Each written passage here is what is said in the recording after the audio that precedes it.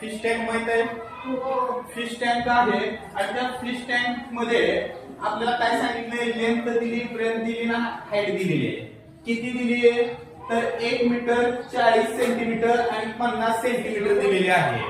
तर आपल्याला काय करायचं आहे? तर त्या फिश टँक मध्ये किती लिटर पाणी मावतंय हे आपल्याला काढायचं आहे. मग हे काढत असताना आपल्याला माहिती आहे की the water content in the tank is equal to value of the tank. म्हणजे त्या टँकचं जे घनफळ आहे ते घनफळ आपल्याला काढावं लागेल. मग आता याच्यामध्ये सुरुवातीला काय दिलेलं आहे?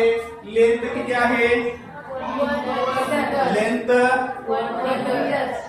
1 मीटर. 1 मीटर आणि बाकीचं जे दिलेलं आहे ब्रेथ आणि हाईट ती किती दिलेली आहे? 40 सेंटीमीटर आणि 50 सेंटीमीटर दिलेले आहे.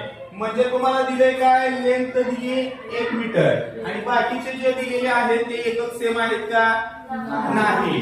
मग आता आपल्याला काय करावं लागेल? 1 मीटर दिलाय याचा आपल्याला सेंटीमीटर मध्ये कन्वर्ट करावं लागेल. मग 1 मीटर इज इक्वल टू किती सेंटीमीटर?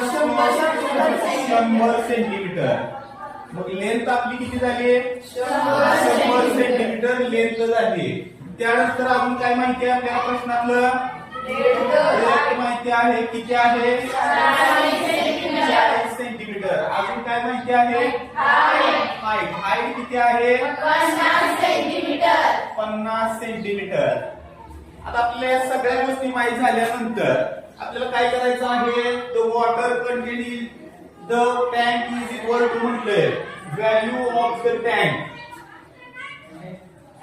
सूत्र काय आहे? Value of the tank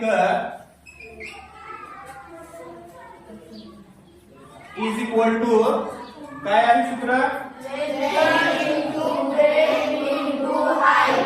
yes, length into breadth into height. मग आता आपल्याला माहिती आहे सगळे एल माहिती आहे, बी माहिती आहे आणि एच माहिती झालेला आहे. तो आपण सूत्रामध्ये टाकूया. एल किती आहे? 100 सेंटीमीटर होता. बी किती आहे? 40 सेंटीमीटर.